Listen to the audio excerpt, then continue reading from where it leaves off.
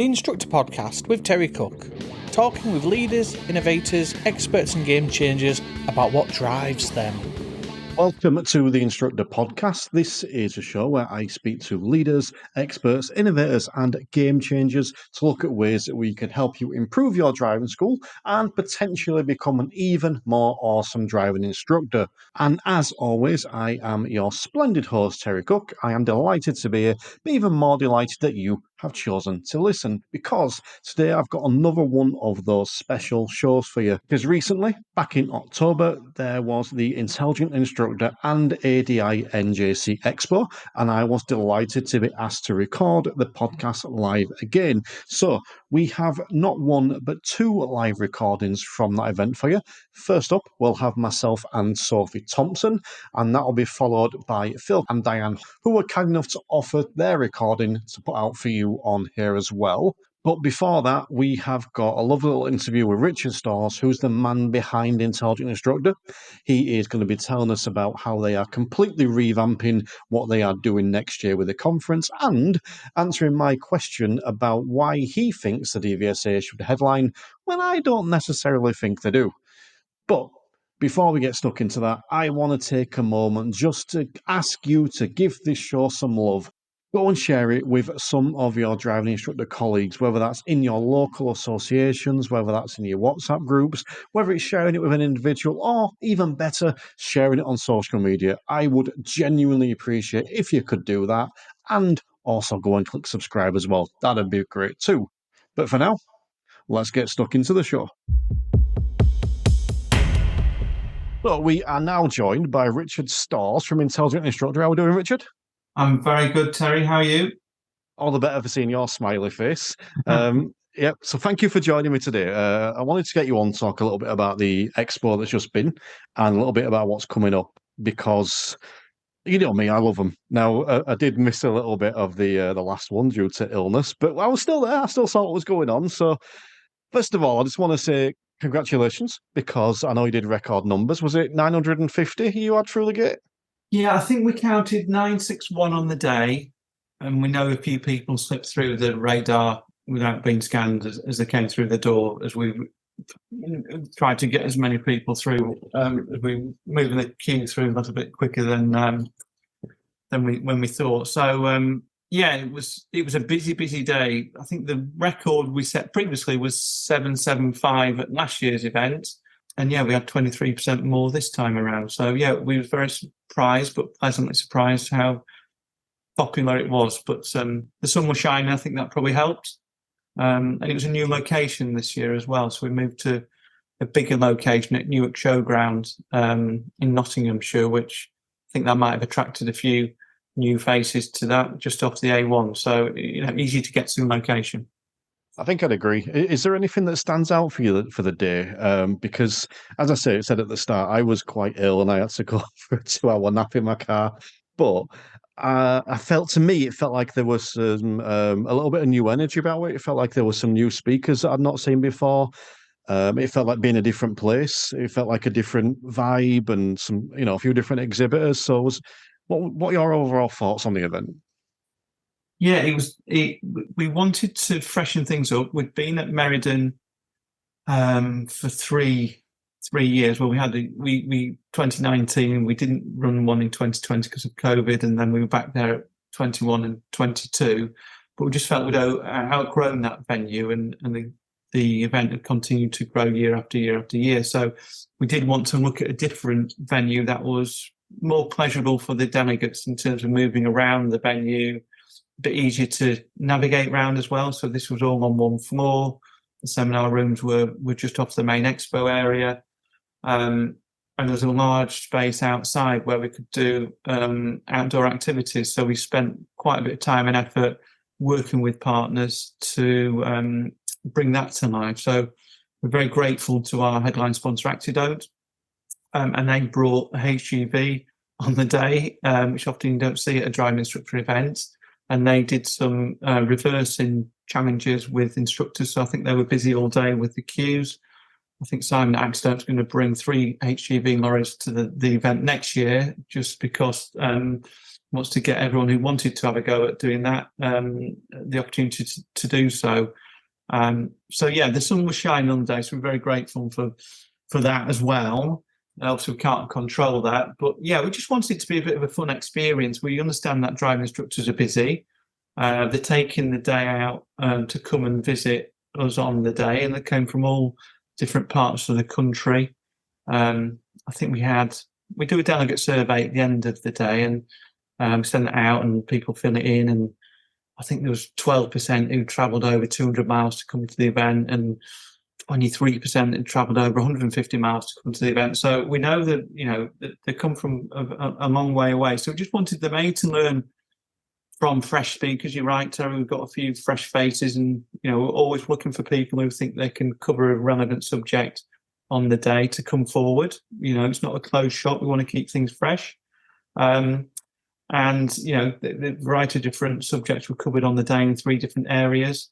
Like I say, we did have that outdoor activity area, so a bit of fun. You could do a 20-mile-an-hour braking challenge to show case emergency braking, which driver assist me, the guys they put on that demo, which was very good. Very grateful to Ruidi Price, who set up the EV display. I think we had over 20 EVs on display there, and John at Drive Disability, he came and brought some adapted vehicles, and we're able to get those tests driven on the day by instructors who wanted to, see what it was like driving those cars. So, yeah, we just want to keep it fresh, and we don't want to be stale. We want to raise the bar and continue to do so. Actually, that's a really good point, because it's something that I don't think has... obviously, you've been on the podcast before, and Richard Borges.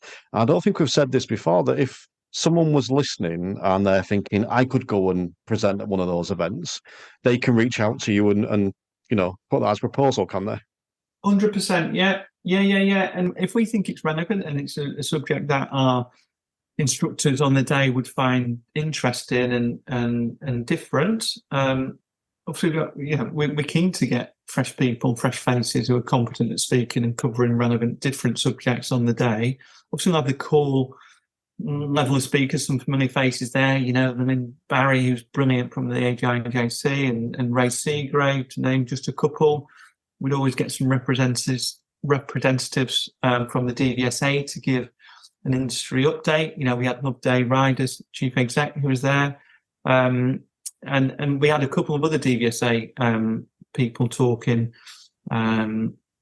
this year, covering mock tests and the Ready to Pass campaign. So, yeah, we haven't had that level of involvement from DVSA before. We're grateful for them coming, and that's good that they want to get their head above the parapet and come to the event and take questions from the floor, which they did so on the day. So, yeah, and if someone's out there listening to this podcast and they think they've got something, a nice presentation, we keep it short and sharp at the national conference. 20-minute generally is the presentation time, with 10 minutes for Q&A at the end. So it's more short, sharp presentations, but yeah, we're all ears. I like it. So there you go. As a challenge for anyone listening, rather than sitting back and mourning or waiting for a call, you can reach out. And if you're flooded with people now, which I apologise, but you did mention the DVSA then, and one thing I did like this year in particular was that it wasn't just Love Day Rider. As you said, there were other representatives there. I think Abigail... I've forgotten her surname. It used to be Britain. Is it Halliday, I think, now? It's Holland now. She's gone from Holland. Britain to Holland. Yeah. I know she was there talking about the Ready to Pass campaign, and I think Amanda Lane was there. So I think that was good. I like the fact that it wasn't just come and talk about the test waiting times. It was, let's talk about these specific areas. But I did want to ask you about this, actually, because it was debated online, and I had a podcast where it was spoke about as well, about the fact that the DVSA, in particular Love Day Rider, tends to be the headline act at these events. Now, from my personal standpoint, I like a marketing standpoint, fully understand why. Everyone knows who the DVSA is. Pretty much everyone will know who Love Day Rider is, and probably got a better chance of getting her if you say you're going on last rather than 9:15 in the morning when no one's there yet. But in terms of the industry, is there a thought process there where perhaps someone from the ADINJC, obviously you team up with us for them, an actual body within the industry would they be better off being the headline event and showcasing someone from within the industry rather than the DVSA? Does that question make sense? Yeah, I think, to be honest with you, I would say privileged to have Love Day rider at the event. She's chief executive of, the governing body, the DVSA. So, it's very good that she came and spoke, and she spoke for the last couple of national conferences we've run. They don't get any particular special treatment apart from the fact, Love Day gets the graveyard shift. She's on last on the day. We give her an hour slot, based on that. She's got a lot of information to deliver in terms of, her industry update and the Q&A at the end, which is always very lively.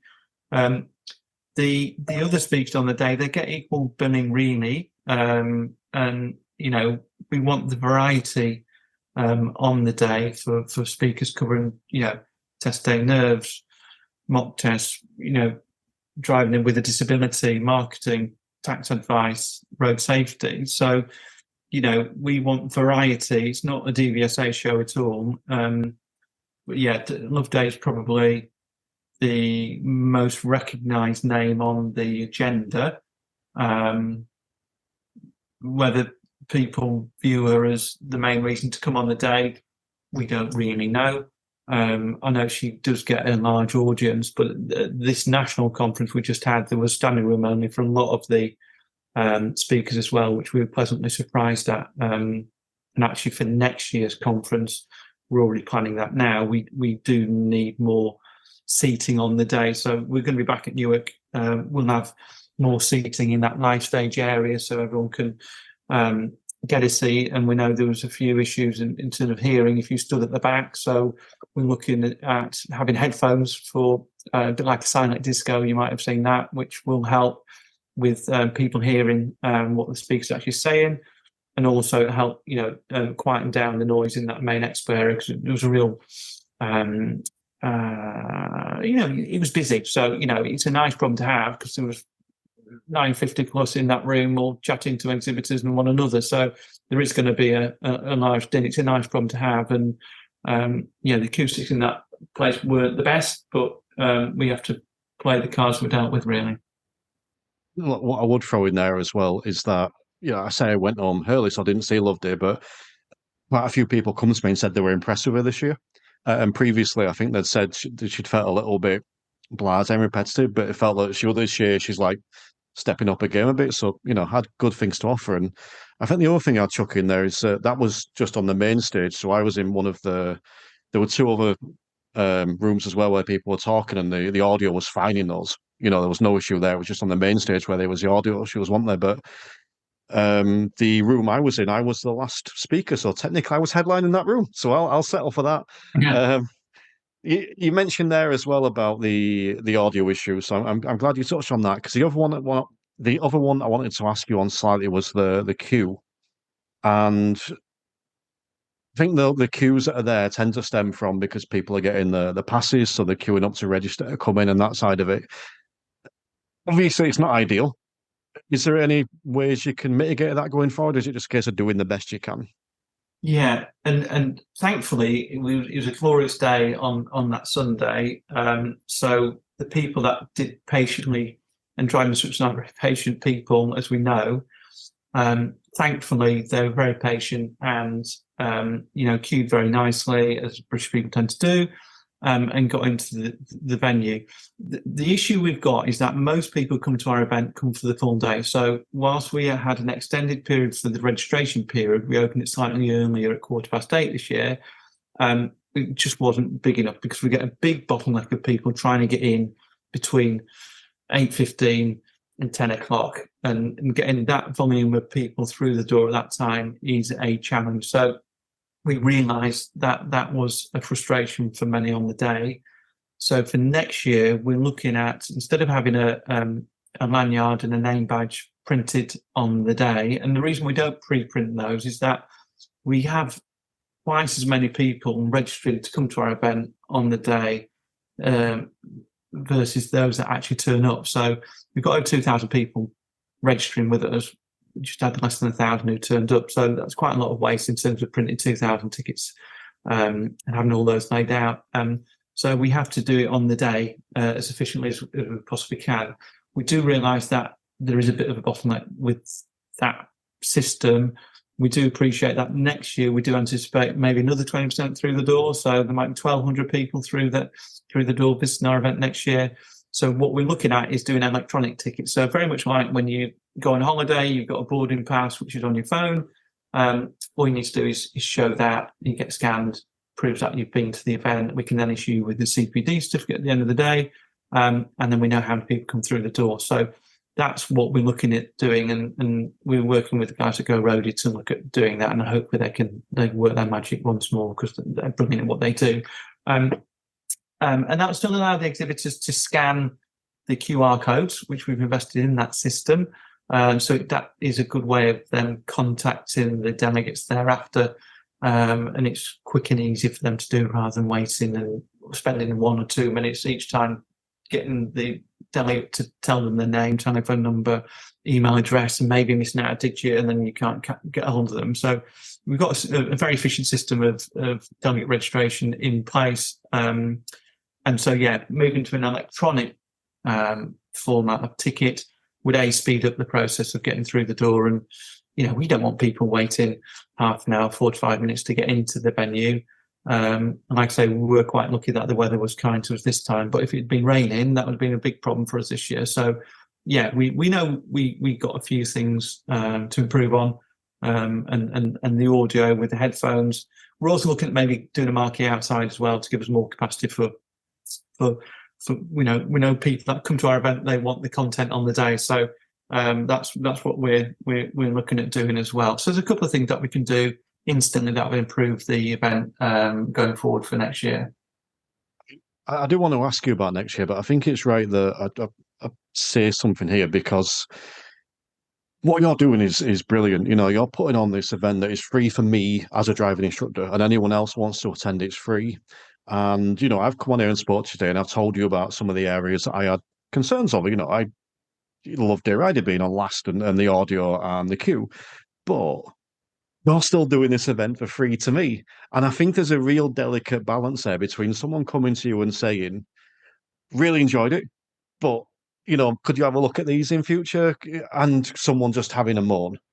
And I think there's too many people that do just have a moan and complain. And at the end of the day, yes, you've got a business to run, but also you are giving me this event for free. It only costs me because I have to get there.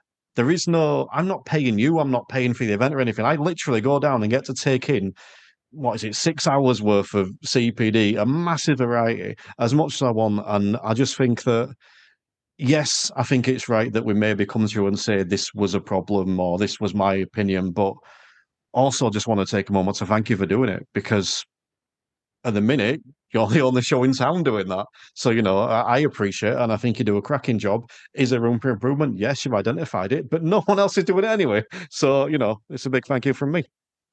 No, and that's kind of you to say that, Terry. And to be honest with you, the delegate feedback we get, and we send out a little survey the evening of after the event, and there's overwhelmingly positive comments fed back to us. And like I said, we're not perfect. We don't get everything right. We won't get everything right next year. But anything that we can improve on, we're not sat up in our ivory tower saying we know it's a free event, we're the only show in town, and you can like it or lump it. We don't want that. We want the instructors to come away excited, invigorated, better educated, and tell people what a fantastic event they've had by coming to one of our events, and that they'll come back next year, and maybe some other instructors that they've spoken to will also come to that event. So that's why we've seen consistent year-on-year growth with our events, and we're not resting on our laurels. We do want to improve things moving forwards. And we've got a good team as well. The NJC are invaluable. The team of volunteers that Lynn and Sue in particular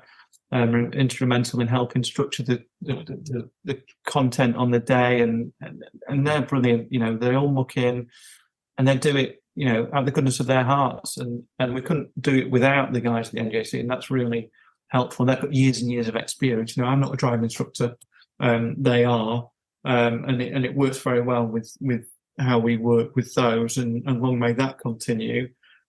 So yeah, we just want to keep raising the bar with everything and how we approach things next year. We're already planning next year's events, it's like a hamster's wheel really with the events. Well, I've got my fingers crossed. I'm sure you will, but fingers crossed that you crack that 1,000 barrier next year. So let me ask you about next year. Can you tell me what's coming up regarding the events and the expos and the awards, that side of it?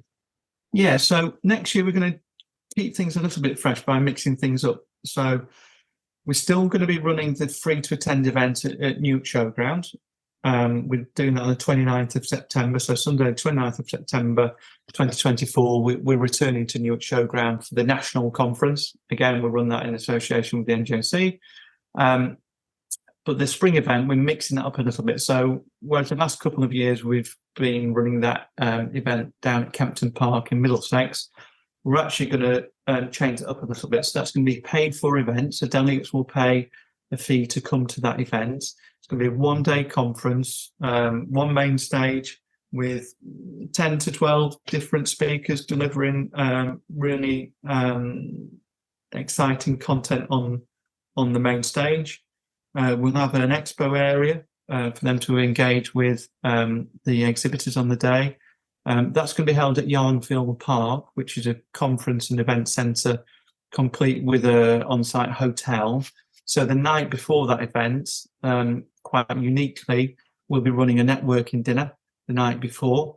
So anyone who wants to stay over in the hotel, come for a 3-course meal, sit down, relax, let your hair down, and network with other instructors or suppliers to the industry. Very welcome to do that. We'll have some live entertainment to make it interesting and comedians lined up.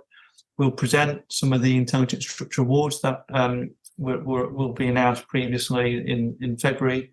The certificates will be handed out there, and most likely we'll be doing some sort of charity raffle for the Speed of Sight, who work very closely with, who do some fantastic work as well. And so, that one will be on the 18th of May, again on Sunday, at Yarnfield Park Conference and Event Centre, and that's in Stoke, in Staffordshire. I quite like that you're mixing it up a bit with the two different style of events there. The one we need to pay for, have we got a price for that yet, or is that still being decided? Or yeah, we want to make it as affordable as possible for the instructors, and so we're looking at around the £100 mark, all in. So for a full day conference with some really top level speakers that we're lining up on the day, it'll be around that mark. And then, if you want to come and stay the night before and have that 3-course meal, there's a residential package, which we're going to, sell that as cost effectively as possible as well. So, that might be another £80-90 on top for your overnight accommodation, 3-course meal. So, hopefully most people who come to that event will stay over and make a weekend of it. And you did mention before about the idea of people letting their hair down. I feel massively attacked by that, by the way. But will that be like a capacity? Because obviously the main national expo, people can just go. But will there be a limit to numbers on this one, so that people want to get in while they can, sort of thing? Yeah, so we're going to have an early bird discount. So, if people book up before the end of the year, they'll get a special discounted price to encourage them to book up early. But because Yarnfield Park is quite a big facility, the numbers that we're talking about, we could get 400 sat down in the main room from a delegate point of view. I don't think we're getting close to 400. I think we'll be, if you get 200, we're doing very well in the first year. So yeah, if people want to book the ticket, I'd recommend they do that sooner rather than later and take advantage of that discounted early bird rate. But obviously, if they need to wait a little bit longer until the new year to work out if they can come or not, then obviously tickets will be available in the new year as well. Awesome. Well, I do appreciate you giving us your time today. Is there anything else you want to touch on, or do you just want to tell and remind people where they can find you? Yeah, well, no, all the information will be on our website, so intelligentinstructor.co.uk. If anyone goes onto that website, you can navigate through to our events and find out more details about the location, the activities, the things that we're planning to do on the day, and we'll populate that and send out emails leading up to those events. And if people want to go to our website, they can sign up for a free newsletter. We send out a Friday afternoon roundup of industry news, which anyone can receive if they're registered for that newsletter. But yeah, we hope to see as many listeners at our events as possible. And yeah, thank you for your time, Terry. Appreciate you having me on as a guest once more. Pleasure. Thank you. So we are going to be back in just a moment with 2 live recordings from myself and Sophie Thompson and Phil Cowley and Diana Todd. But just before we get stuck into those, I want to take a moment to give a big shout out to some of the latest sign-ups to the Instructor Podcast Premium, and they are Barry Davies, Sarah, Christine, Kirsty Hollinghead, Alex Jones, Tara McCann, Scott Walker, Susan, Sally Featherstone, April Lawrence, and Samantha Singer. So big thank you to those guys for signing up. They immediately get access to a wealth of written, audio and video content to help them improve their businesses and become an even more awesome instructor. If you would like to find out more about this, then check out the website, www.theinstructorpodcast.com. You can head to the show notes, find the links over there to get direct access, or drop me a message. I am happy to have a conversation, but one of the best ways to sign up is to sign up for a 3 weeks trial where you can test the waters and test some of those shows and trainings and see what works for you. But we're now going to get stuck into these 2 live recordings. So first of all, you're going to have myself and Sophie Thompson, and then it's going to be Phil Cowley and Diana Todd. Now, just a reminder before you listen to these, that these were recorded live, so the audio quality might not be quite up to the usual standard that you may expect, especially the laughter around some of my jokes, which seems to have faded a bit. But either way, let's get stuck in. So we were trying to decide who to use the microphone and who to stand here, but we realised that there may be a slight issue. So welcome to the Instructor Podcast, not as some people may call it the Chris Benstead podcast, and anyone that does goes down in my estimation. But it is a very special episode because I am live at the Expo, so this is a bit where you all cheer. Excellent. And I'm also joined by the lovely Sophie Thompson. How are we doing, Sophie? I'm good, thank you. Can you all hear me okay with this? Can you hear me at the back? Good. Yeah, thank you for having me. Always a pleasure. And you are also known as a mindful fairy trainer. I am, yes. I'm on the t-shirt here. But before I ask you about that, I want to say you've kind of almost jumped onto the scene a little bit. Yeah. How's that been? You've got a lot of good feedback from instructors. It's been really overwhelming. I launched this project on the 4th of August, and I was invited by Terry to speak to you all here on the 7th of August. So it's been slightly chaotic and very unexpected, but no, the lovely feedback and the welcome from the whole industry has been overwhelming, really. People actually seem to care what I have to say, which is just lovely, and yeah, it's been pretty awesome. I'm very excited to get Sophie on, and I think I scared her slightly with the first message I sent her, which was, we need to talk. With a full stop at the end. Yes. And everyone knows what that means. And that generally means that someone's either getting divorced or something's gone drastically wrong, and neither of those things have happened because you agreed to come on, which is great. Yeah, I did find myself looking at that thinking, oh, I'm 3 days into this and already Terry's breaking up with me. But you are the mindful theory trainer, so do you want to start off just by telling us what is a mindful theory trainer? So, I learned to drive quite recently. I'm not an ADI, as some of you may know. I passed my actual practical driving test on the 26th of October last year, so I've not even had my licence a year, and I'm stood here teaching all of you instructors how to suck eggs, which seems a bit odd, but I found when I was learning to drive, I was so anxious. And I probably think every instructor in this room has a story where a learner has been anxious. Maybe they've had a panic attack, maybe that's caused them to make a mistake, maybe you've had to intervene for safety reasons even. And I found the mindfulness practice that I was doing for my own reasons, for my own depression, for my own anxiety, had so much application for driving. But the thing that I was missing was the theory side of things. And I think when you're an anxious learner, it's all well and good saying, okay, I'm in the car, so I'm going to do my grounding exercises, I'm going to list 5 things I can see. do my breathing exercises, what happens when you panic and you can't remember what the speed limit is, or you do something unsafe or illegal and your instructor has to intervene? Because your nerves and your fear cause all that theory that you study so hard for, and you read the highway code and you did all the apps and the practice tests. What happens when that goes out the window? And for me, mindfulness is about being present and aware in the moment. And that starts right at the beginning when you're learning to drive. And the theory, as I've said on other podcasts, has just become a bit of a box-ticking exercise, literally for the multiple choice section, but also theoretically. I need to get my theory just so that I can book my practical test. Got that done, forget about it.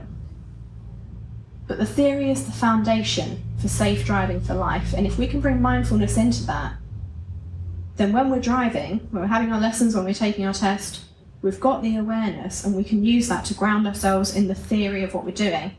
And I think it's that mindfulness coupled with the theory that makes you a safe driver. And, mindfulness is something that's growing in the industry. We've got Sam Harper, but we've also got more theory training coming in the industry, i.e. Chris Spencer doing some of us major heard speak. So how are you combining those two? Because a lot of the work you're doing with learners, so how is that mindfulness coming into the theory specifically? A lot of the learners I've been working with, and that I've been doing one-to-one training with, for example, are really capable drivers. I've worked with people who, for example, have moped experience for years before they even think about learning to drive a car.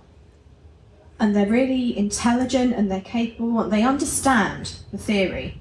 What they're struggling with is passing the theory test, because I think we can probably all agree to a greater or lesser extent, knowing the theory and knowing how to pass the test are maybe slightly separate skill sets. What Chris was saying about the wording of the question, sometimes it can trip you as a learner.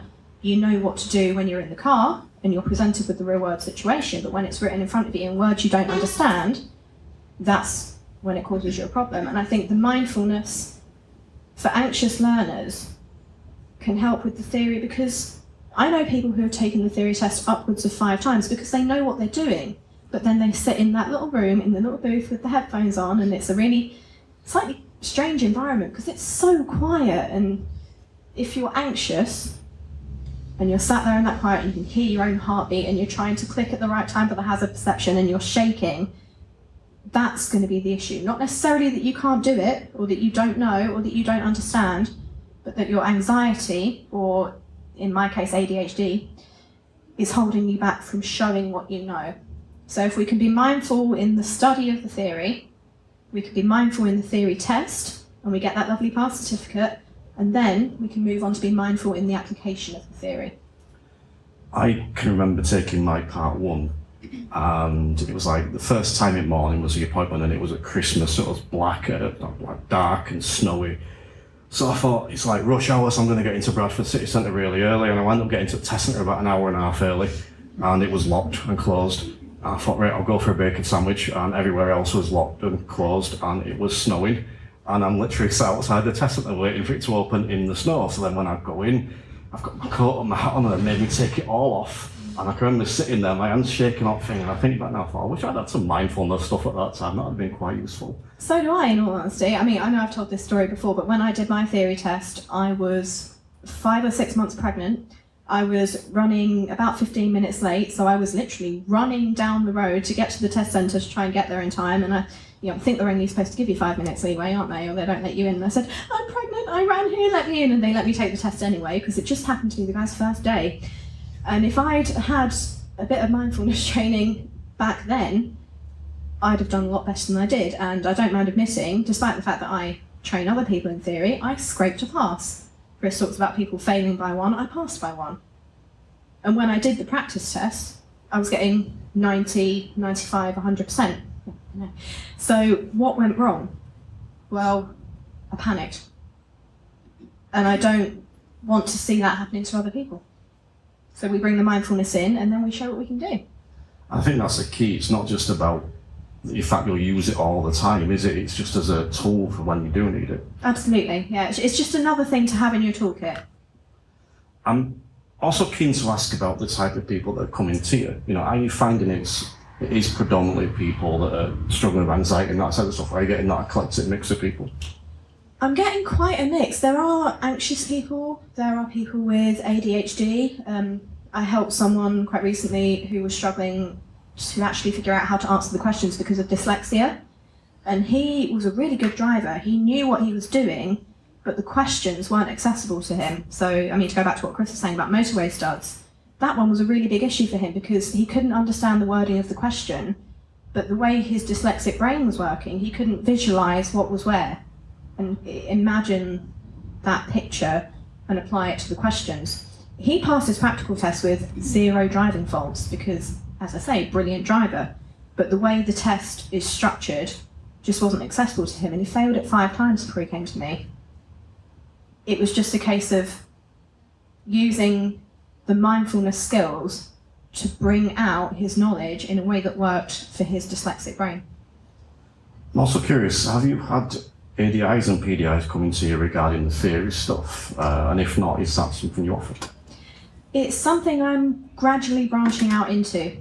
So yeah, I mean, if any PDIs do want some support with theory stuff, that is absolutely something that I'm able to help with. It's not something I've done much of, but yeah, it's certainly something that I would be open to doing. I'm predominantly doing the theory stuff with learner drivers, and with ADIs and PDIs, we're focusing more on the mindfulness, because I do think you people are stressed for the most part, and with good reason, because you're not doing an easy job. You know, I have spoken to people who think, oh, you know, it's a bit of an easy ride, isn't it? You sat in the car driving all day, you know, at the roundabout turn left, you know, you can do your reverse bay part now, you just sort of sat there in the car. No, you are not. I know.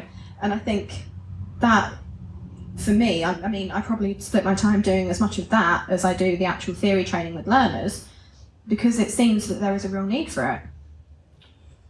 You've annoyed me slightly, because you've given me a really good segue to the next section, but I'm not ready to go on to the next section yet. We'll put a pin in this then. We'll put a pin in now, because I asked this question on a recent episode of 6 for 60, and it was, should ADIs be helping students with their theory? So I'm going to ask you as well, should ADIs be helping students with their theory? I'm going to give you a really annoying answer to that question. I think it depends. I think, for me, I did get some help with the theory from my instructor when it was necessary. And I think having that bit of support helped to cement the theoretical knowledge and helped me apply it to the real world situations. Because for me, with my sort of ADHD and the way my slightly neurodiverse brain works, the information I was learning and the questions I was answering seemed to bear little, if any, relation to what I did every Saturday morning when I got in the car and I had my driving lesson. So to have a bit of theory support from my instructor just joined it all together. I don't think everyone needs that, and I think for some learners, combining the theory and the practical in that way confuses things a bit. But on the whole, yeah, I would say that it should be incorporated into the lessons, because otherwise it becomes a case of passing the test and forgetting everything, and you want the theory to be the basis for the safe driving. So yeah, I'll give you all instructors another thing to do. Thank me later. But just as to give you another little plug, if there's any instructors that don't want to help with the theory, they can always send them to you, can't they? You can book via the website, yeah. But let's rewind slightly, go back to when you said about driving instructors being stressed, because that's a nice little segue into what we can add on to this, because one of the other things to do is you help driving instructors with their stress levels and that kind of stuff. So I'm going to ask you guys a question. So, hands up, please, everybody. Just one hand. And keep your hand up, or no, in fact, put your hand down if you regularly practice self-care and look after yourself. There's an awful lot of hands that have stayed up there. You can put them down now. Does that surprise you, Sophie? A lot of people not regularly practicing self-care? That does not surprise me in the slightest. I have encountered a lot of different instructors in my career. I mean, I worked for a driving school for 18 months before I started doing this, so I have about 2 years experience in the driver training industry, and I've met so many instructors who work every hour God sends, have 20, 30 learners a week, all at different stages, all with different needs. You're trying to get everyone through their test, but not only are you doing that, you want everyone to be a safe and confident driver. And we talked about the wedding cake of stress. That's just one tier. And then you've got your own life, your own stresses, your own standards check looming. And by the time you've done all your lessons for the week and everything you need to do, and I think this is particularly true for self-employed driving instructors who do everything, or maybe you run a business, maybe you're in charge of a driving school, maybe you're training PDIs. There could be any number of things adding to this wedding cake of stress for you. When do you find time for self-care? And what effect does that have on you as a person, but also as an instructor? Where would people start? So if no one's taking any time at all, and we're doing that thing where, because we're working 60 or 70 hours a week, and or like me, you're working 20 hours of driving lessons, then 50 on top on the podcast and stuff, whatever it is you're doing, and you don't have time for that self-care, where would you start? For me, that is where the beauty of mindfulness is, because sometimes your mindfulness practice can be like me, it can be finding a quiet place to sit in your garden and meditate for half an hour and have bird song and incense and whatever else you want. And that can be really effective, but you don't have to do that. Sometimes it can be a case of you arrive for your lesson 3 minutes early and your learner's not come out yet because they're a bit flaky, and you can sit there in your car for 3 minutes and just relax your shoulders. You know, you probably need to do it now, because I do this 50 times a day. If your shoulders feeling a bit tense, just drop them. There's a few people doing that, because we all carry a lot of tension because we're all stressed all the time. And maybe sit there for that minute or two that you have to spare and think, how am I? And the thing with mindfulness is you don't have to sit there and think, I'm really positive, everything is sunshine and rainbows, the world is amazing. You can sit there in your car and think, I've just had 3 back-to-back terrible lessons. I'm really struggling with that annoying learner. We've all got one. Don't pretend you don't. And you can sit there and think, what am I doing? Why did I become an ADI? I want to go back to working in Lidl. And that's okay. You can look at how you're feeling and observe it in a non-judgmental and non-attached way. And you don't have to fight with it and think, oh no, I shouldn't be thinking like this, I shouldn't be negative, I have to put a positive front on. You can just think, yeah, I feel really crap today. And that for me is the start, because you have to know where you are to know how you want to change. What I do is actually mindfulness-based CBT. So it's to do with awareness of your thought patterns, awareness of how you're feeling, and trying to rationalise out the things that aren't working for you. But as I say, the beginning of that is just take a minute, and you can do that while you're driving between lessons, while you're parked up waiting for a student, and just notice how you are. Because I would imagine you've quite often had a day when you've got 5 back-to-back lessons, maybe a couple of tests, whatever's going on in your day because you are really busy, and you get home and you've not noticed all day that you are tired, stressed, thirsty. How are you going to look after yourself if you don't even know how you are? I mean, one of the things said a couple of times there was back-to-back lessons. Anyone that's listened to me for long enough will know that I don't do that anymore. My personal approach is to put a big gap between. There's sometimes I'll have an hour, there's other times I'll have 90 minutes between lessons. And just as I say that, I did see a couple of faces kind of go, oh God, 90 minutes between lessons. And look, I appreciate that's not going to be right for everyone. But I think that it's important we actually make time between lessons. So whether you're, give yourself 15 minutes and you're rushing, well, make it 20, make it 30. You don't have to do the extreme that I do. But my personal example there is when I changed that and when I added that, I started enjoying my driving lessons again. Like properly enjoying my lessons when that enjoyment had been dipping. And it was because it was, as you just said, back-to-back lessons. It takes the fun out of it. It makes it feel like a 10-hour day rather than, 3 2-hour day, like lessons or whatever it is. Is that something you're coming across, working a lot of instructors, that it's wedged in like that? Oh, absolutely. I mean, when I was working for the driving school that I started with, part of my role was organising instructors' diaries. And at a certain point, I was actually given special dispensation when any instructor tried to book 6 lessons in one day to say, hang on a minute, you're not doing that. Because people would. People would say, well, I can start at 7 and I can finish at 7 and then I can get 6 lessons in and then this person is almost ready for their test. So if we get them in 3 times this week, I'll have to do 12-hour days, but then we can get them a cancellation next week. And I'm having to say, when are you going to eat and sleep? To which the answer usually came, I don't know. And I just think it's so prevalent. But I'm going to say, while that is a terrible idea, do not try and do 6 lessons in one day. It's not your fault. The amount of pressure, and I think certainly since COVID, on instructors to get people in for their lessons, get them through their test in the fewest hours possible. And we've all got that learner who's saying, I'm going to take my test after 10 hours because my mate passed after 10 hours, and you have that whole headache of trying to deal with that. The pressure is piling up, isn't it, for a lot of people? So you're trying to give more and more, booking more and more lessons per day, and then the effects of that end up compounding themselves. And it's only by slowing down, applying the brake, that you can actually find the time for the self-care that enables you to do the job better. You can't pour from an empty cup. I know that's such a massive cliche and I hate saying it, but it is true. And the other one is you must put your own oxygen mask on before anyone else.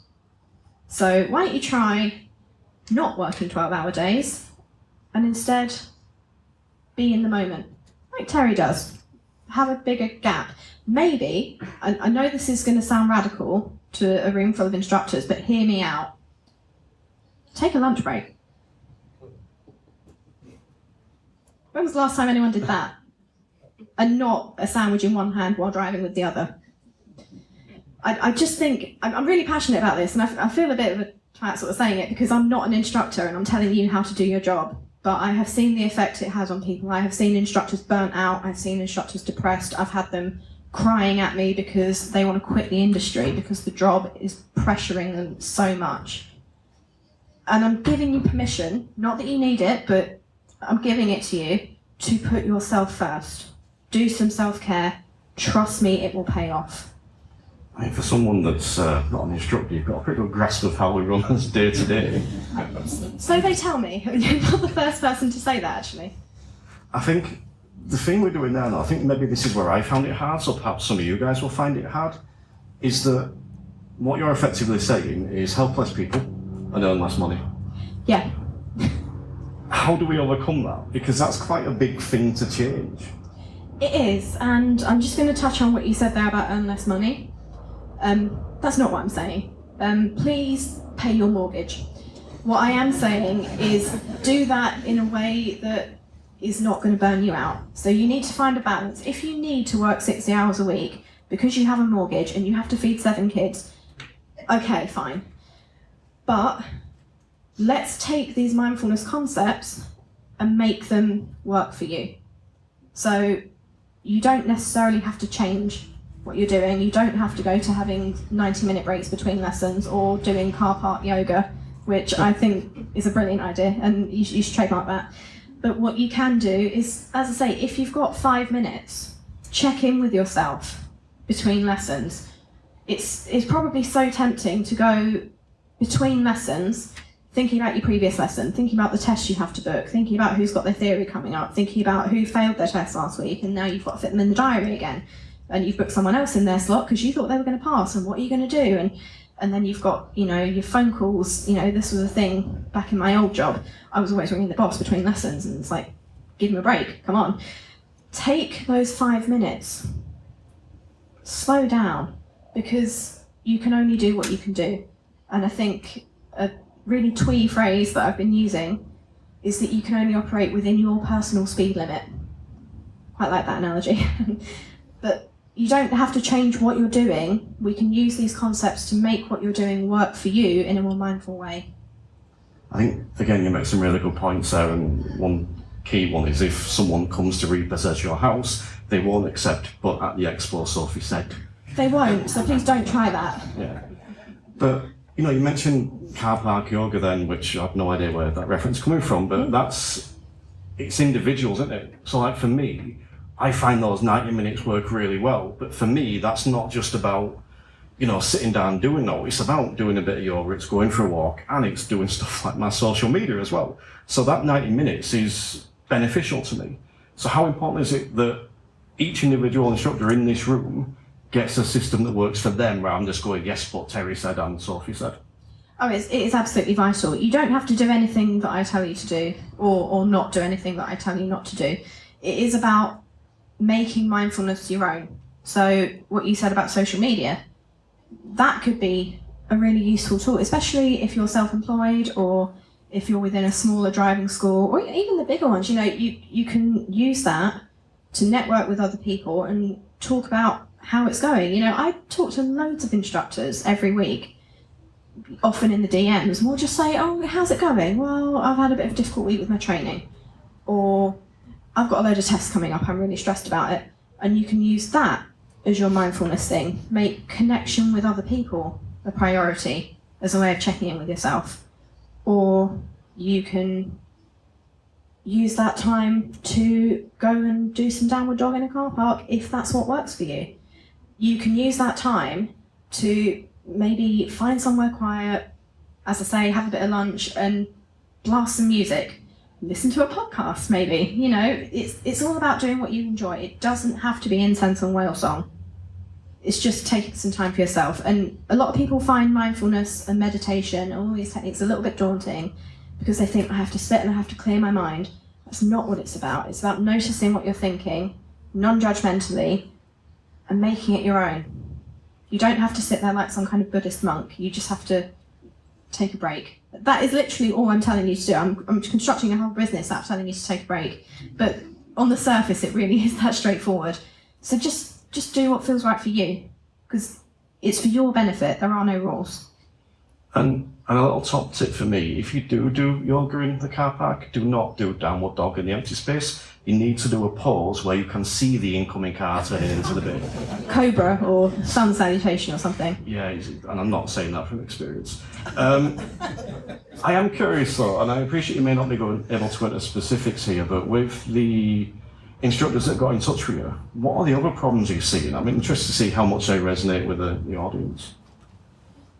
I have encountered, I'm not going to say every problem, but a lot of different problems that are to do with driver training, like I'm terrified of my standards check, I think I'm going to fail, I might quit being an ADI, or every test I go to, I fear that I'm going to meet that standards check trigger. Sorry, we don't like the word trigger, do we?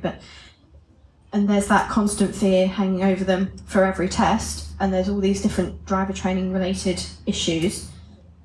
But it turns out, I learned this about halfway through the process of learning to drive. Driving instructors are people too.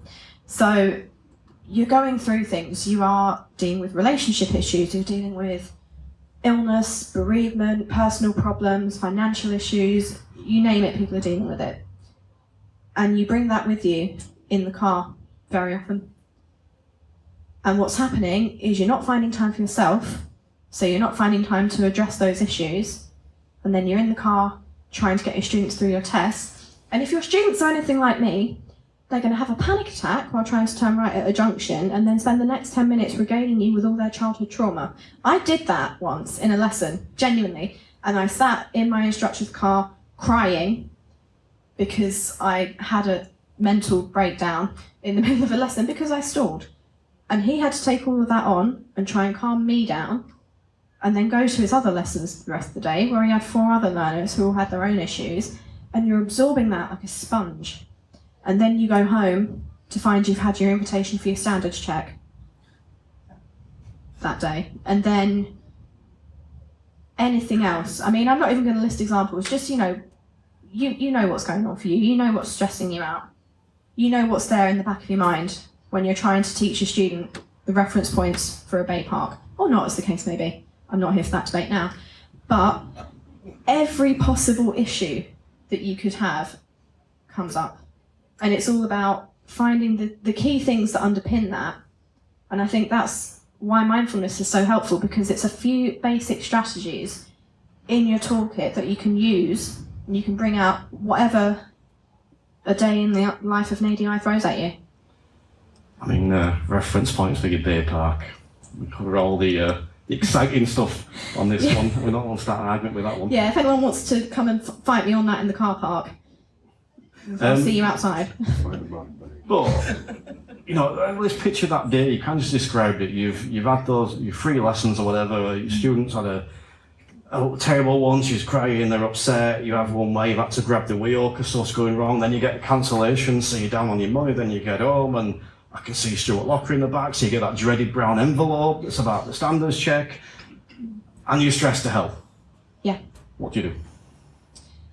Well, I'm actually going to turn that round. What do you do?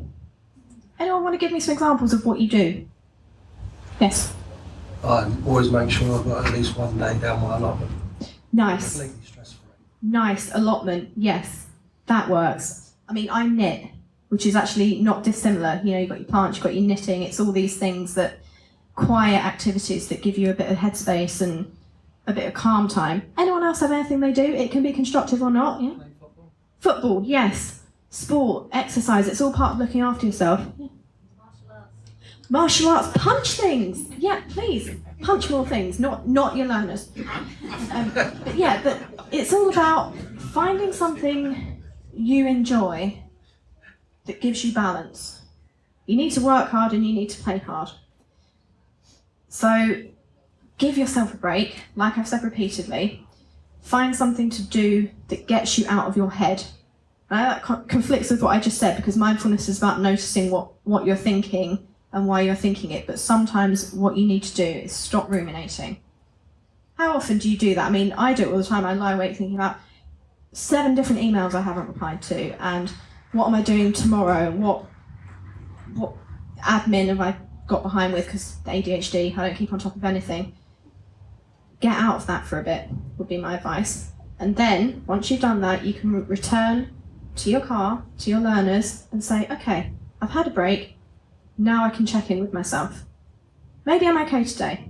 Maybe I'm stressed. Maybe I'm feeling the pressure. Maybe there's tension in my shoulders. Maybe I'm hungry. But you need to give yourself a little space. And I think by cramming the day with 6 lessons and all the pressure you're putting on yourself with that, you're going to burn yourself out.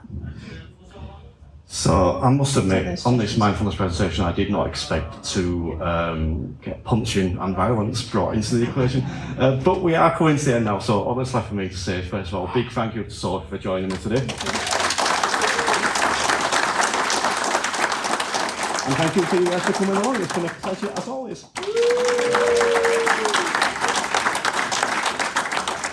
So I'm Diana, and we were going to be talking about judgment.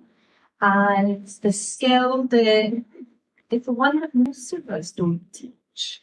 So we do this wonderful approach to the roundabouts, where we say central mirror, right signal up, off your gas, clutch down, into second, look to the right. Is it safe? Notice how the change of instruction for that life and death decision, we go over to you, or we go completely quiet.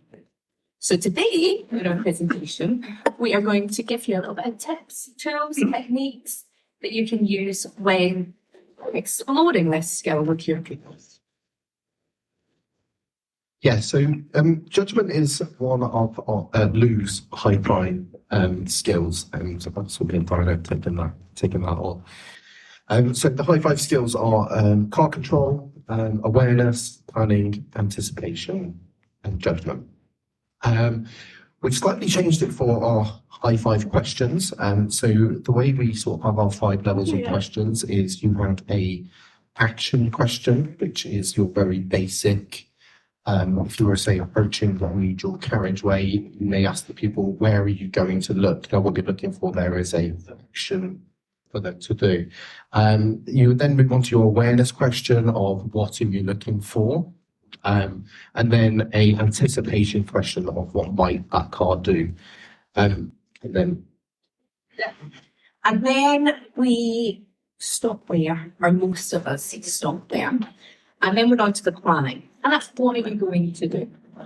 So some of the questions that I would typically ask in a lesson is, if we're thinking about sort of joining a dual carriageway, is tell me at what point you're going to choose lanes or choose to merge lanes. Tell me at what point you're going to choose not to go.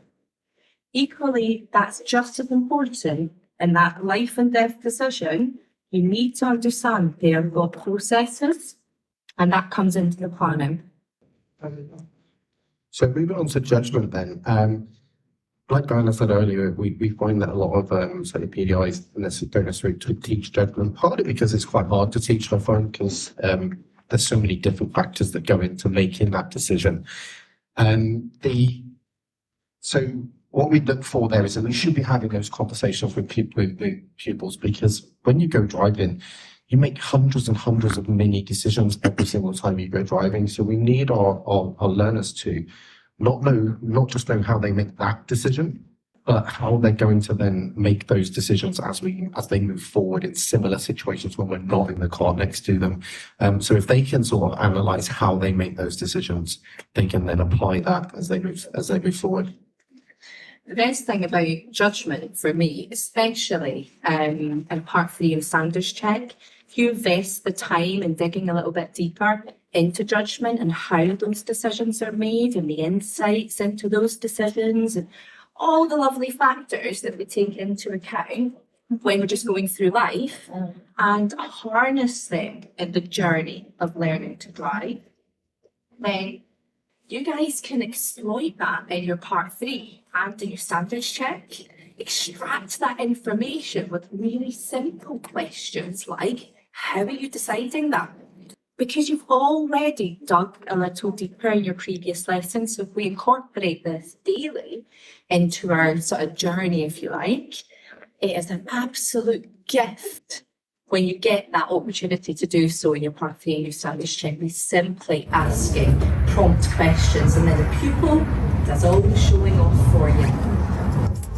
Hopefully we'll give you some tips and tricks on how to manage that. So, what factors do we take into consideration when we're looking at judgment? And it's not an easy skill to teach. It's definitely a sort of higher level thinking. We'll come to that in a minute. Forgive me for standing behind this lecture. It's just that, I'm the Scottish girl, and I know you guys need to understand me. Stuart's the Scottish guy, I'm the Scottish girl. And basically, with the factors, we were sort of brainstorming it, and I'm not going to teach you guys the obvious, but we were looking at speed, distance, body language of the car as well. A couple of the obscure ones that we explored were traffic.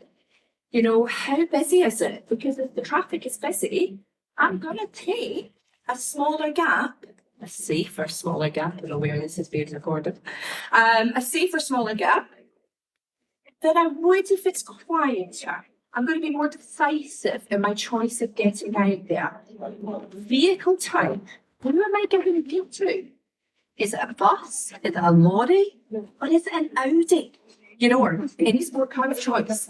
I'm precious. But actually, these are the factors that I'm taking into consideration when I'm approaching a roundabout and there's a stopped bus on my right and I've got a wheels moving Ford Fiesta. I really know nothing about cars, but yeah, small car. And that will help me get out every day of the week. Unless there's something on that roundabout, I'm taking that gap. So some other factors that we considered is maybe how familiar you are with your vehicle. So you might get a brand new car. I'm going to be maybe making different decisions to the car that I've been driving for 10 years. You think about your sort of experience and skill as a driver would affect how you make decisions and how you learn as to make decisions. Maybe even the time of day might make a decision. And then who you've got in the car with you. So, for example, a learner might make a different, any driver might make a different decision with their driving instructor next to them versus their parents next to them, or versus their friends and their peers next to them. So that's the conversations we need to be having with our learners. So even when they make good decisions, how would this be different if your mates were egging you on a little bit? And have those decisions about how they would find a solution around that sort of peer pressure and how that affects their decision making. So we thought this might be a good opportunity for any of you that want to take some sort of key skills away. If you want to take some pictures, any of the slides. I know I do this often in some of the seminars. And I also wanted to touch on the fact that instructors tend to go all around the houses. PDIs maybe more so on asking the perfect question. Sounds very the perfect question. And my advice to you would be to keep it simple. There's nothing wrong with using the word that's in the skill as your question. How are you judging that? Nothing wrong with that question at all. You're going to get some really good, faithful answers. Back to you guys. So we thought we'd explore that. And one of the key things that I would suggest we do is explore it with your pupils. So in our lessons, we say to our pupils, judgment. How would you explain that to a 4-year-old? How would you help them understand what it is you want them to do? And for me, it's almost a light bulb moment, because whatever word they use is going to be the word you carry on throughout the lesson. It's all about building that rapport, stuff, the language that your pupils connect with. So we explored a couple of alternatives using a thesaurus. And basically, we came up with a couple of these. I'm not going to list them. I'll let you guys sort of take a picture and explore that. But one thing I'd like to suggest is this applies to all the guidance skills. So your car control, your anticipation and your planning. And we're just sort of highlighting it for judgment because that's what the presentation's about. Absolutely get your learners finding alternative words and ways of explaining these skills, because it's a really brave thing learning to drive, and the more we can put it in their language, the better. Go with me again. Tell me, gosh, we didn't do this up very well, did we? Jesus. Right, okay. So, me again, high gain questions. So this is what we do when we want to dig really deeper to the learner's insights, their thought processes. If for me, you never get a one-word answer when you ask a really good high-gain question. It's going to tell you where their mind is at. And before you ask that question, believe me when I say you'll have no idea where their mind is at until they give you that answer. And what a light bulb moment it can be. So a couple of questions we wanted to come up with. My go-to question is, what factors are you taking into account when deciding whatever you're deciding? You can use that in any context. Also, just as simple as how did you decide that? So they don't have to be complicated questions to get good answers from pupils. They're my two kind of first two go-to. And for me, I think the biggest takeaway that I want you guys to take away, or my objective for this presentation, is if you're going to ask one of these high gain questions, I'm going to steal Stuart's line. If anybody was in Stuart's talk earlier, shut up. Just shut up. I'm so sorry to be rude, but just stop talking, let them think and give you that answer. And it's very, very different if they say, I don't know. Then absolutely we can coach them through that. But silence is golden. Welcome that, because that's the thought process. But just to follow on from Phil's, we've got, how will you decide not to go or to go? What factors are you taking into account? Try not to ask more than one high-gain question at a time, unless they're really struggling, and give them that time to really develop that thought process. I have a story, but I can see Phil's eyeballing me as if to say, don't go. Like Diana alluded to earlier, you can, if you're struggling and you're stuck there, and I've seen this plenty of times with PDIs where you're stuck struggling for the question, use the word of the skill you're training in the question. So it can be just as simple, how are you judging that? Or how are you aware? What are you aware of if you're doing some of the other skills? Another one I like to look at is what clues are you looking for? And I like to play a little game of being a detective. And so we drive around and we try and search for all the clues that what's going to make, basically who's going to try and hit us. We just become little detectives and we go searching for clues. And so that question really gets people thinking and hunting for information. So let's put it into practice. Now we're going to help give you some of those key questions that we use in our everyday lessons for our favourite topics, roundabouts, which are just a fancy junction. So some of our sort of go-to questions for that is, where's your next gap coming from? So they really have to decide or analyse or assess those lovely words that we see earlier in the presentation. And then you can follow that up with, how did you make that decision? So you see how the devil is in the detail, if you like. So, have you done? You could ask questions along the lines of who will help us as we go on to this roundabout. Now, I love this question because it's getting the pupils to think of the other drivers as friends and people that are going to help you get into the roundabout rather than these big scary people that might crash into you. So it just turns that mentality around. So who's going to help us get into this roundabout? And then also, like, again, similar to Diana's question, sort of kind of tell me how you would know or how you did know. And again, trying to be that sort of proactive or retrospective, depending on your level of the pupil you're training at the time. And one of my sort of favourite questions, and loads of PDIs and ADIs query this with me, is how will you know it's safe to go? The reason I wanted to sort of flag that question is it's very different from, is it safe? Because I don't want to take a 50-50 guess on that learner making, a guess decision and to judgment. I want to know what those thought processes are. I want to know how they're thinking. I want to know if their mind is distracted, because even that will give me a little bit of a heads up. So how will you know it's safe to go? And to compliment Phil's, this can be proactive or retrospective. We can talk about it in advance, but then equally so, we can, and something you do brilliantly is that positive reinforcement. Yeah, absolutely. Give you later. It's like what Andy did, isn't it? I feel like bouncing off each other. Disjointed, but anyway.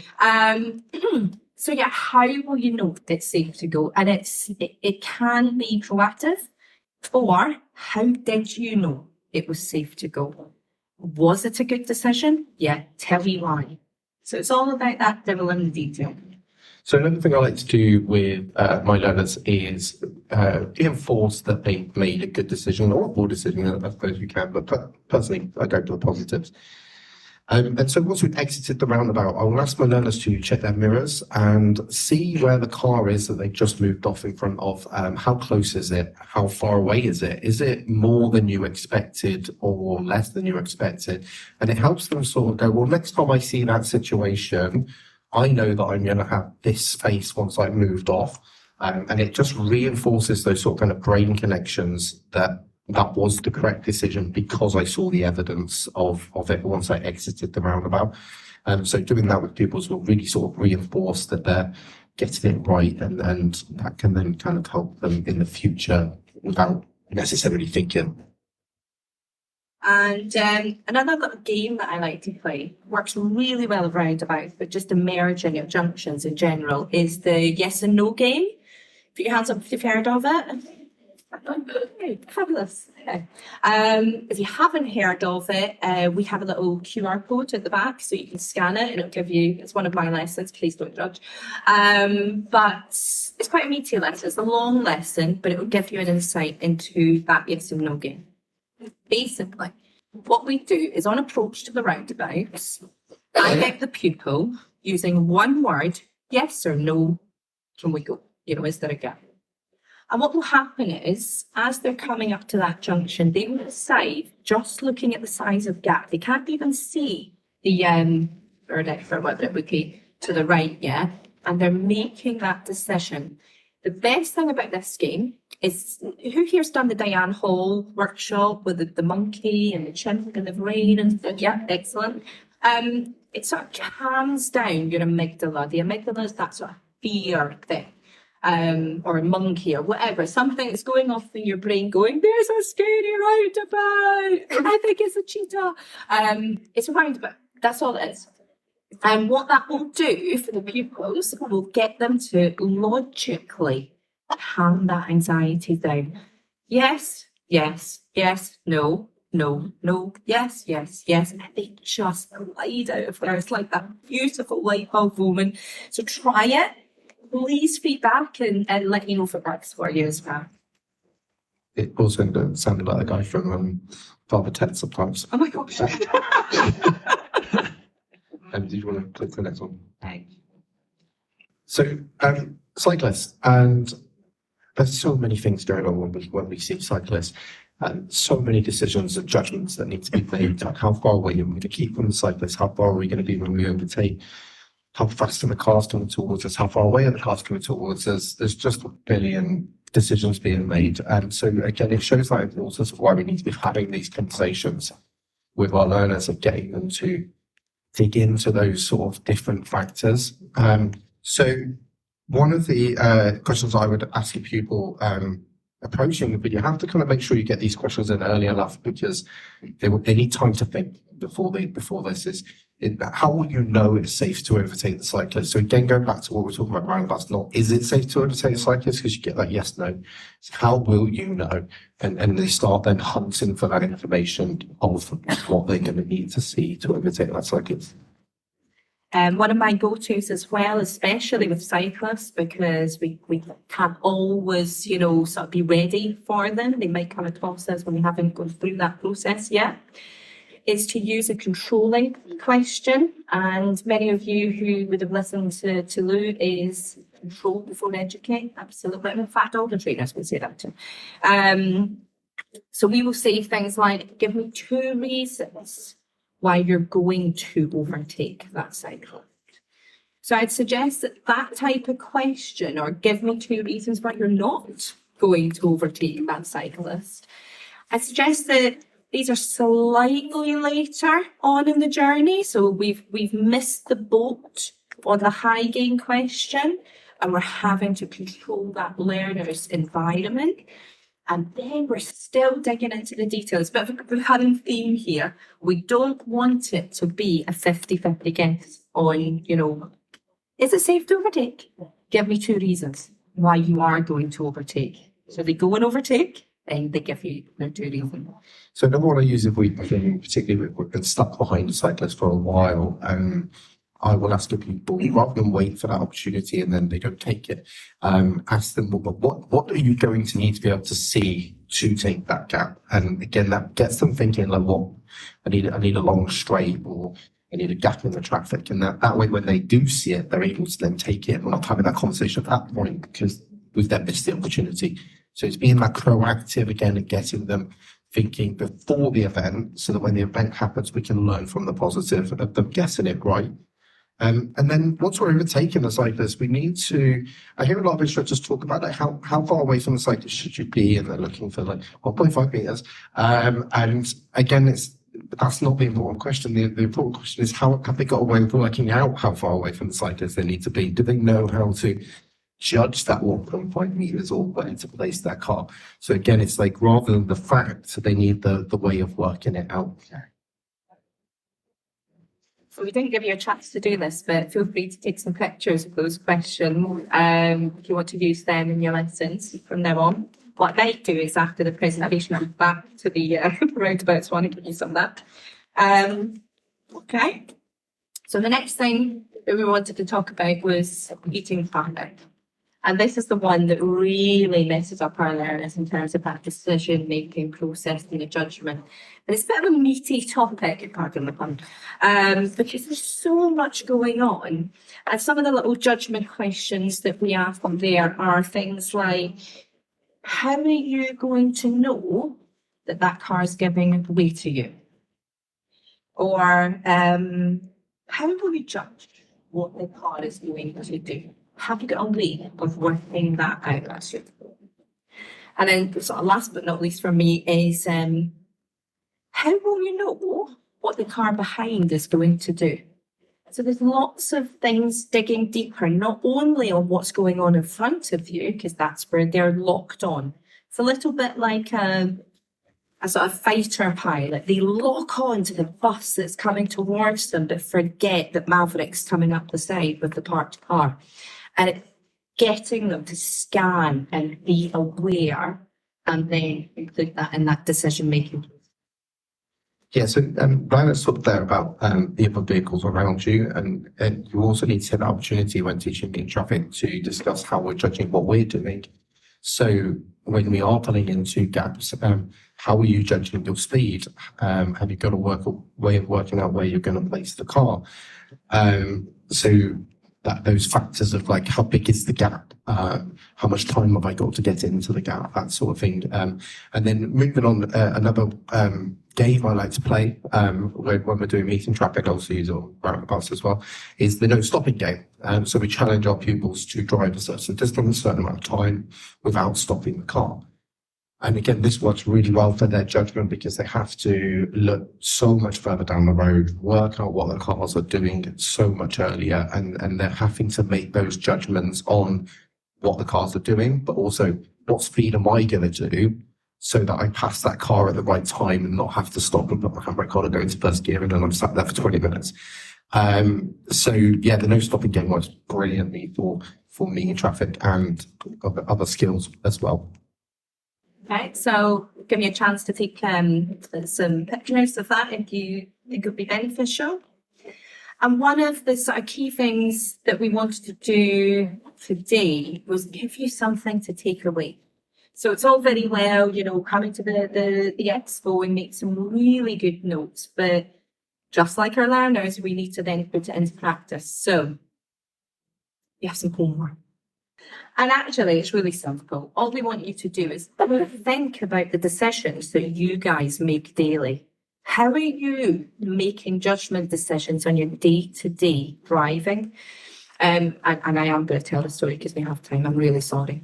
But when I was a PDI, it's going to kick me in the shins later, I'm sure, but please surround a circle. But one of the things was when I was a PDI and I was doing these lovely Zoom sessions, I honestly thought I would be the bee's knees when I got into my lessons. I was like, I've got all these questions. I'm going to nail this. Oh, yeah, I've got 10 minutes. Thank you. Sorry, it's not a long story. And then I asked the question. And it was, side of the road. And I asked, the level 1, 2, 3 question. I hit my learner with, do you get a way of deciding when not to pull off or move on? And the pupil looked at me and he went, no. I went, oh.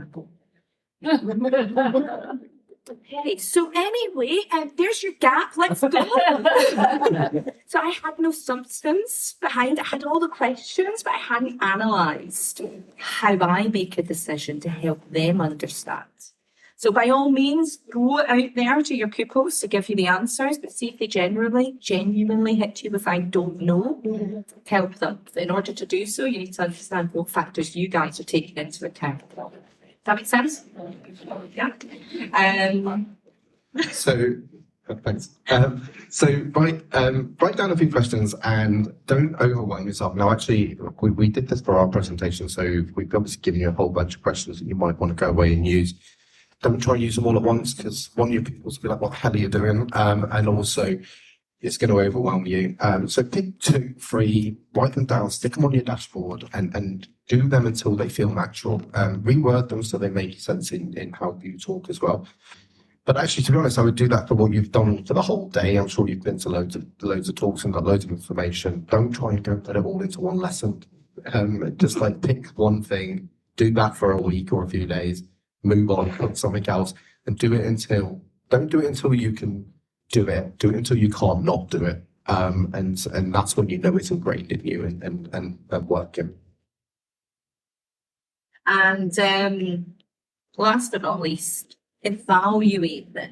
So a bit like what Phil said, don't try and do it all in one go. And equally, so don't turn into this random alien that your pupils never experienced before. Tell them you've been in a workshop. Tell them you've been, Phil Poe. and tell them that you're putting some questions into practice and ask for their feedback as well. Because what's right for us might not be right for you. It's about finding your own way as well. One piece of advice is if you're going to ask one of those sort of high gain questions, make sure it's in a really safe environment. They've got time to think and is appropriate to the pupil's level as well. Yeah, that's us, believe it or not, we've actually got time for I think you started early, which helped. Yeah, that really helped. We've got 5 minutes now. I'm really excited, stroke nervous to take your questions. Tom, did you want to take the microphone? Yeah, sorry, we've been throwing Tom under the bus a little bit because we're like, we won't have time. I'll come up with Yeah. He's going to kick me in the shin. Watch this. Hi, thanks a lot for today. Just wanted to ask, I have a people who really struggles with the section of how fast cars are going. She can move off okay, but when we're on a dual carriageway, so I don't know how I know I can judge the car coming up if I can get out. Do you have any tips? Great question. I was waiting for you. You've taken the microphone for you. I was going to throw it back to you. How do you judge it when you join the dual carriageway? Good question. I don't know, I just know there's a gap there and I can... Okay, so this is what we were talking about, and actually this is, I think, something that comes up when I do my part 2 training is really digging into how you're deciding, because we do just know, because we've experienced it, and what we need to be doing is digging into those different factors. So one way actually I do to take the pressure off, because I think it's quite a high pressure when you're joining the dual carriageway. It's like, I'm going to die or not. So what I do is once we've joined the dual carriageway, maybe with a bit of help, is get them while you're in the left lane and cars are overtaking you, to look at those cars and experience whether they're going faster or slower or how far away they are. And that helps them build up that knowledge of what it looks like when a car's going faster, what it looks like when a car's holding back, what it looks like when a car's going slower. Maybe even have a play around with your accelerator. So look, if we accelerate, that car's not going faster than us anymore. So yeah, let them experience it in that sort of slightly safer environment. Once you've got, the problem is you've got to get on the dual carriageway first. That just help them. Can I add to that if that's okay? Sorry, but if you're teaching the judgment throughout that lesson or that journey, if you like, it will come naturally to them because they're already taking those factors into account. It's the same factors as emerging and moving out of the cyclist and, coming out of the roundabout and crossing lanes and all these different things. So if we're doing that continuously when it comes to merging onto the dual carriageway, be seamless. Not always, please don't hold me to that, and feel free to step in if they drop the ball. But yeah, I think you'll find if we drill into, like Phil said, the factors that you're doing, help them explore those decision-making processes, then it will come naturally. Sorry, one thing that I forgot to say, it's when you're digging deeper and drilling into judgment, it comes from experience. That's how we all know we can take those gaps. But by teaching it, we can expedite that learning process, because this is the issue. Most of us don't teach it, or I'm not saying us, but most instructors out there don't teach it, and therefore the learning isn't expedited. Any other questions? Yes, and I'll get the information. Is that going forward your students? Great question. So the question is, the yes or no game doesn't work on all students, and different scenarios as well. Is that right? Did you say? There's never any one size fits all. It has been very effective with most students. That's not to say we don't have a blip afterwards. But all it is a fun little game to, again, expedite the learning, help them calm that sort of amygdala. Yeah, and get more interaction from them and get them talking. How many times is it our pupils literally go silent and we're like, come on, talk to me. Really, that's all I say. Tell me your plan. Talk to me. It's a fun game. Yes or no? I just have I forgot I did this. Another add to that game that I did was, I feel like I'm David Gallagher, so like that. One thing I added to this was, and it probably works better with automatic, but I'm pretty sure it would work better, is I named the pedals the yes pedal and the no pedal. So when they were saying yes, we were pressing the yes pedal, because that happens a lot. They'll say yes, but they won't go. So you have to tell them to tell their feet, and they will sort of hit that yes pedal or no pedal. That really can be a game changer, because a lot of the time they see the decision, but still don't go, and we need to bridge that gap in their head. Job done. Great. Gap before clutch. Could somebody remove that man from the room? He's on next.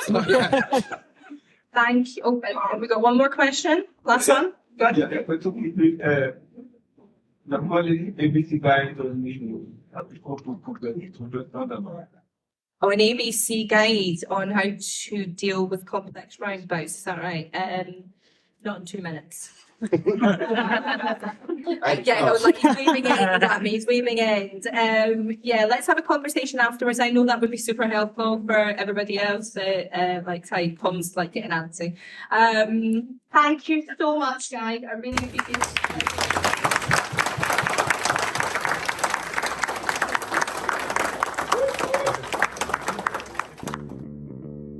The Instructor Podcast with Terry Cook, talking with leaders, innovators, experts and game changers about what drives them. Oh, are you still listening after that really long episode with loads of different content and loads of different speakers, and after the music's finished? Wow, I really like you. Thank you for listening. You're one of the extra special listeners.